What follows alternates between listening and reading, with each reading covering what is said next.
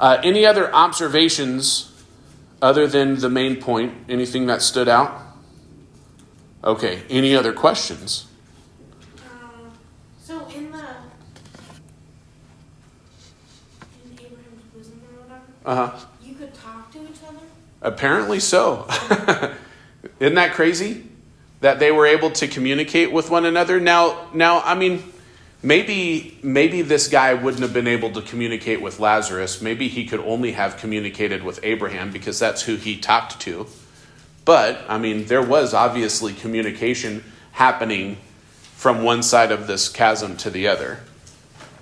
He asked Lazarus to, go back to Earth to warn his brothers. Mm-hmm.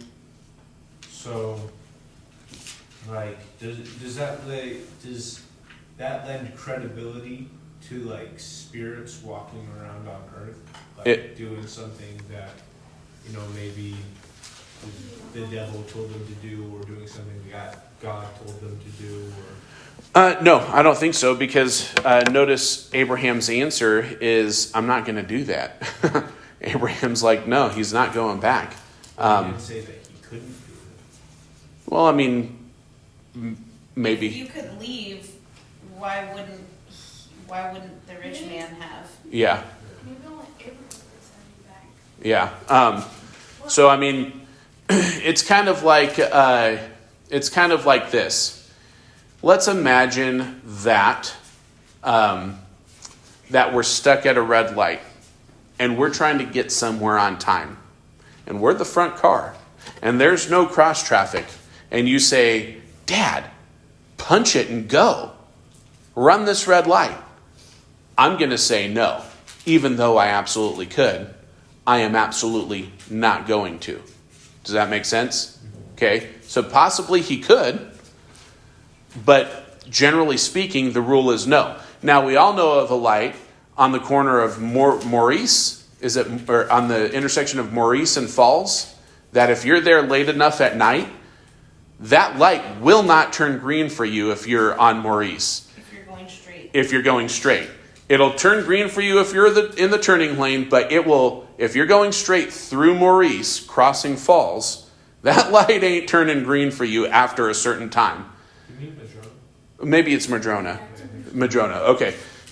So there is a rare exception where I will go ahead and run the red light, but it has to be a total necessity for that to happen. And the reason why I bring up that rare instance is because way back in 1 Kings, way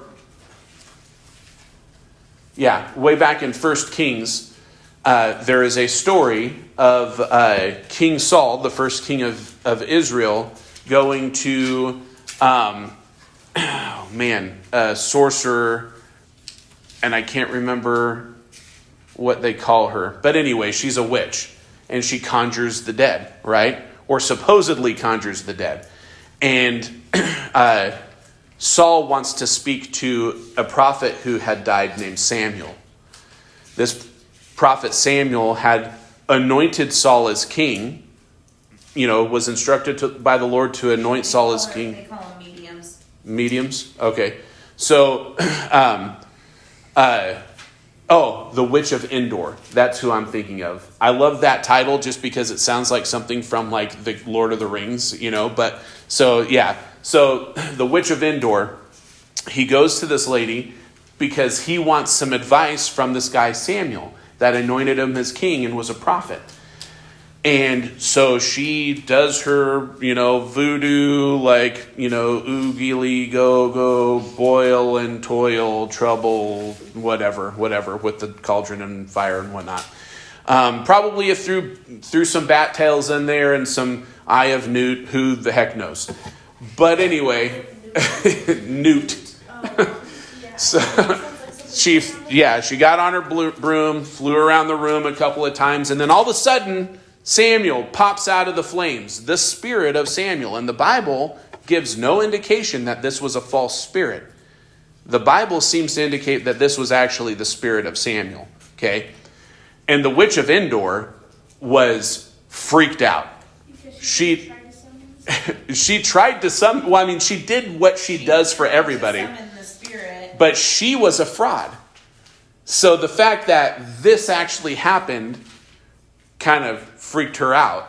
And, so that was the light is never going to turn green no matter how long we sit here kind of rare situation. Okay, does that make sense? But in general, the vast majority of the time, so vast a majority of the time that I can confidently tell each of you in this room that you will never have a ghost of a dead friend or relative show up to give you a message from God. There's a couple of reasons why I can say that. One, ideally, you already have God's Holy Spirit indwelling you. Two, you have his word to tell you all things that pertain to life and godliness. Okay?